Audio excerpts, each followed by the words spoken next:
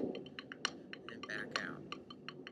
Now, one of the best things I've discovered to really get these rudiments fast is to understand what each hand is doing separate from having to follow the other. So one simple way of doing this, you may have to verbalize the sticking when starting so as not to get confused, because the sound's going to be different because we're going to move one hand onto our leg.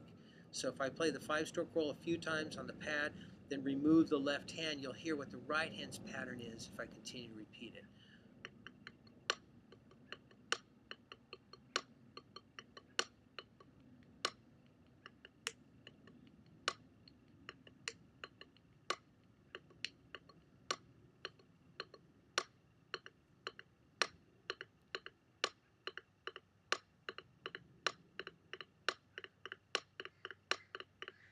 So if you get that happening, and you try that with the left hand, if we break it down, you'll hear it's the same thing.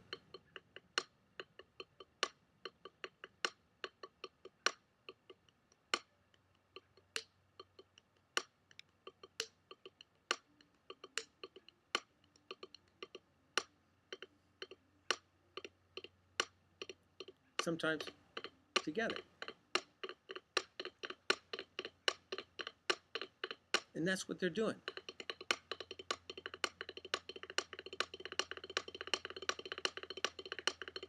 So this is a very effective way of learning how to play these rudiments well. If you can play a fast single stroke roll and a fast double stroke roll, then technically you have all the skills to be able to play a fast 5-stroke roll.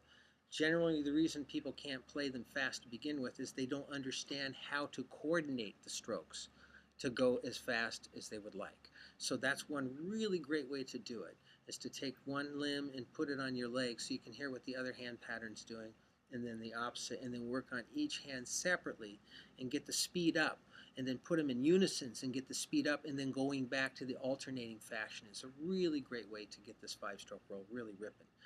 Now you notice that there was more height, of course, on the accent. Now I could keep my wrists in one position and snap everything out.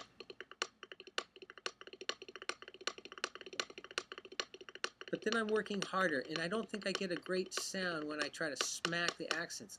I much prefer the wood chopping approach. So I actually loosen up my grip, put a little whipping action into that. And what's really nice about this is that for soft motions, I'm generally just moving a wrist motion. When I want louder notes, I'm using a wrist-arm combination.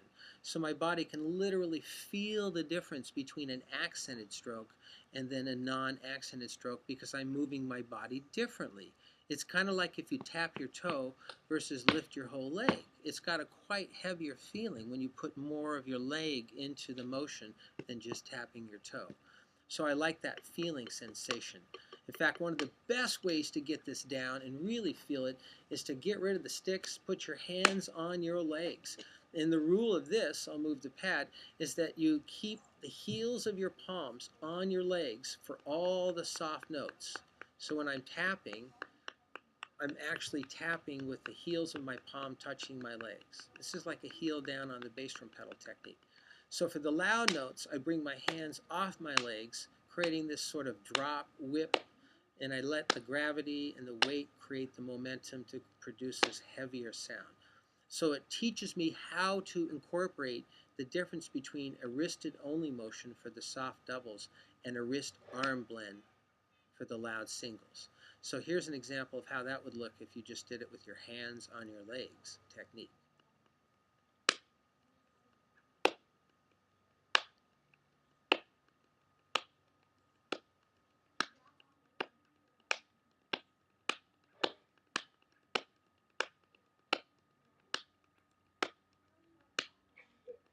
So when I bring the sticks back into the equation, you'll probably notice that my body is moving in a very similar fashion.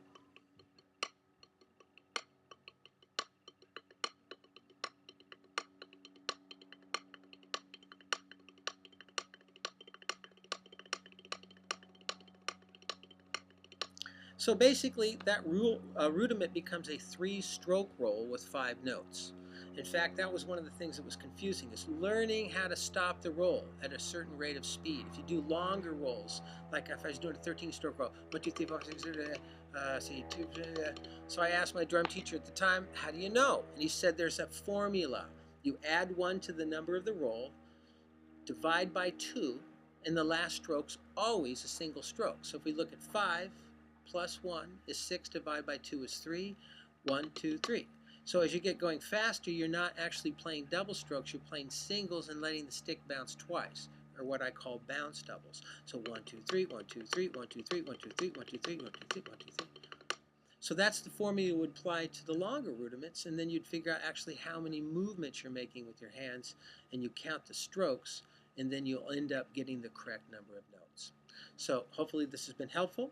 The next rudiment we're going to go through is the paradiddle, so stick around for that, and we'll see you then.